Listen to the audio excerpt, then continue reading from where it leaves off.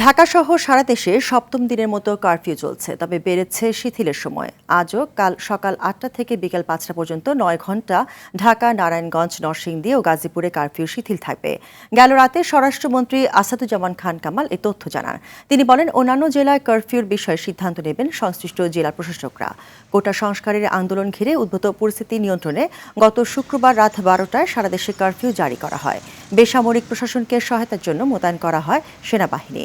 কোটা সংস্কারের আন্দোলনকে কেন্দ্র করে সহিংসতা পরিস্থিতি নিয়ন্ত্রণ করতে কারফিউ জারি করে সরকার।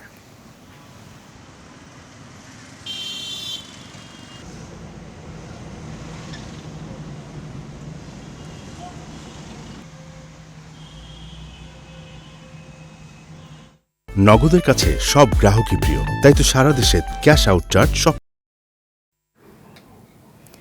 কারফিউ শিথিল সময় রাজধানীর পরিস্থিতি জানাতে খামারবাড়ি থেকে সবশেষ অবস্থা জানাচ্ছেন সহকর্মী AR বাদল।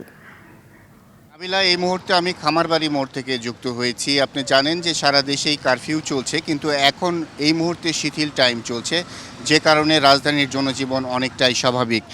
আমি বিভিন্ন এলাকায় ঘুরে দেখেছি যানবাহন চলছে, মানুষরা প্রয়োজনে ঘর থেকে বের হয়েছেন এবং তাদের নিত্যদিনের কাজ সারছেন, এবং যারা খেটে খাওয়া মানুষ, প্রতিদিনই যাদেরকে রোজগার না করলে পরে চলে না, তারা বের হয়েছেন এবং বিভিন্ন গন্তব্যে যাচ্ছেন। যানবাহনে যাত্রীরা ওঠানামা করছেন, এরকমটি আমরা দেখেছি। এবং মোটামুটি শুক্রবার যেহেতু, এ কারণে হয়তো অনেকেই প্রয়োজন ছাড়া ঘর থেকে বের হননি, এ কারণে রাজধানী অনেকটা ফাঁকা দেখা যাচ্ছে।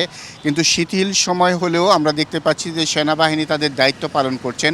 এটি যেহেতু সংসদ ভবন এলাকা, যে কারণে এখানে সেনাবাহিনীর সদস্যরা তৎপর রয়েছেন। দেখছেন যে কাঁটাতার মুড়িয়ে রাখা হয়েছে। এটি যখন কারফিউ থাকে তখন এই কাঁটাতার দিয়ে রাস্তায় ব্যারিকেড তৈরি করে তখন তল্লাশি জোরদার করা হয় এবং সেইভাবেই তারা কার্যক্রম পরিচালনা করে থাকেন। এখন রাজধানীতে যেহেতু শিথিল সময় চলছে, সেই কারণে কিছুটা ছাড় দেয়া হচ্ছে এবং যানবাহন চলাচল করছে, প্রাইভেট কার চলাচল করছে আমরা দেখেছি বিভিন্ন এলাকায়। এছাড়া রাস্তার যে বিভিন্ন এলাকায় যে অলিগলি রয়েছে সেগুলোতে অটোরিকশা, সিএনজি অটোরিকশা সেগুলোও চলছে। দেখছেন যে এখানে বাংকার সেট করে বেশ প্রস্তুত রয়েছে সেনাবাহিনীর সদস্যরা। এই যে তারা দায়িত্ব পালন করছেন কারফিউর মধ্যে, এটি যে রাজধানীতে গুরুত্বপূর্ণ যে স্থাপনাগুলো রয়েছে সেগুলোকে ঘিরে আসলে তাদের তৎপরতা অব্যাহত রয়েছে এবং এরকম তারা তল্লাশি করছেন এবং জিজ্ঞাসাবাদ করে কে কোথায় যাচ্ছেন সেই ধরনের তথ্য নিয়ে তারপরে তাদেরকে ছাড়ছেন এবং সেই তথ্য তারা যাচাই করছেন, এরকমটি আমরা দেখতে পাচ্ছি। আপনারা দেখছেন যে এখানে তল্লাশি করছে সেনাবাহিনী। তো এরকম অবস্থা আসলে রাজধানীর বিভিন্ন যে পয়েন্টগুলো রয়েছে, গুরুত্বপূর্ণ পয়েন্ট রয়েছে, যে স্থাপনাগুলো রয়েছে সেগুলোতে এ ধরনের অবস্থা চলছে। তো এখন পর্যন্ত রাজধানীর জনজীবন একেবারেই স্বাভাবিক। 9 ঘন্টা শিথিল চলছে। এই শিথিল সময়ের মধ্যেও আসলে সেনাবাহিনীর নিরাপত্তার যে বিষয়টি সেটি নিশ্চিতে তারা দায়িত্ব পালন করছেন এবং এটি এই শিথিল সময়ে অব্যাহত থাকবে।